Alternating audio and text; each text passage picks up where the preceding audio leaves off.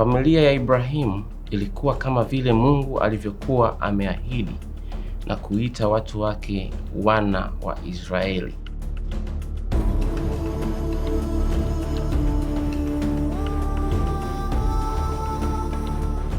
Hata hivyo, kwa muda watu wa Mungu walimkosea na walilazimika kuondoka katika nchi yao na kukimbilia nchi nyingine inayoitwa Misri.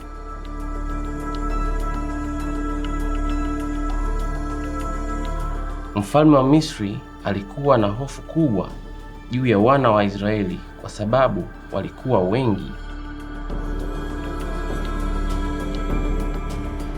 Mfalme wa Misri aliwatumikisha wana wa Israeli kwa ukali, waliteseka kwa ajili yake.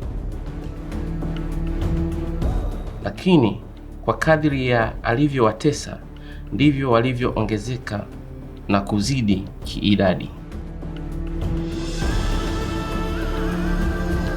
Kisha Farao mfalme wa Misri akawaagiza askari wake kuwa kila mtoto mwanamume atakayezaliwa atupwe mtoni afariki.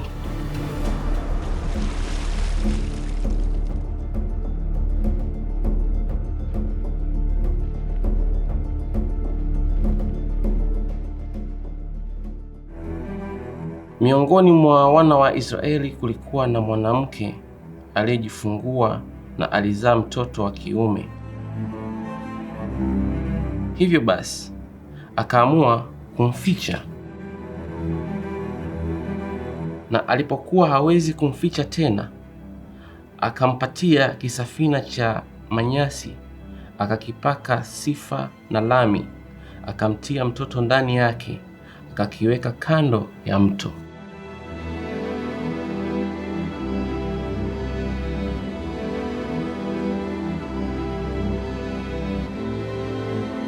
Dadake mtoto huyo akasimama mbali ili ajue yatakayompata.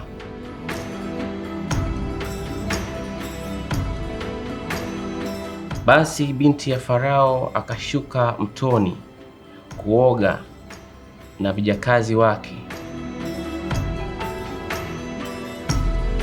naye akakiona kile kisafina kando ya mto, akakifungua na akamwona mtoto.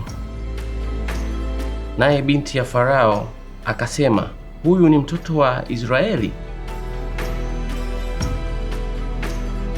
Kwa wakati huo dada ya mtoto akatokea na kumwambia binti ya mfalme, je, niende nikamwite mlezi katika wanawake wa Kiebrania aje kwako amnyonyeshe mtoto huyu?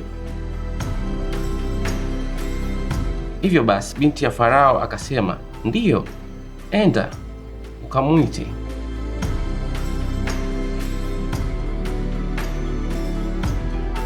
Basi yule msichana akaenda akamwita mama yake yule mtoto.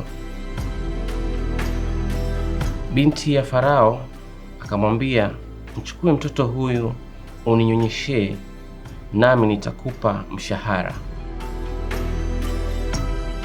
Ndipo mama yake Musa akamchukua mtoto na kumlea.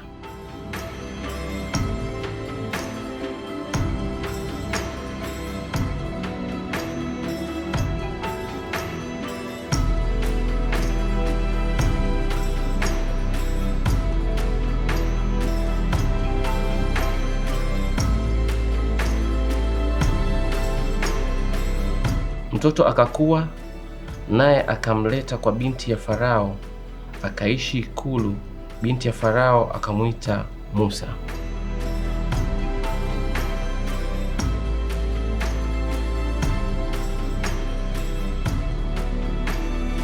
Hata siku zile Musa alipokuwa mtu mzima, alienda kuwatembelea familia yake na ndugu zake, na akaona wanavyotumikishwa.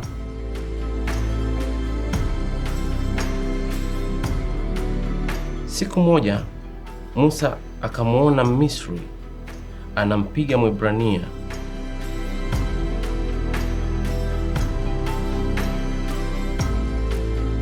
Basi akatazama huku na huku, na alipoona ya kuwa hapana mtu, akampiga Misri yule na kumuua, akamficha ndani ya mchanga.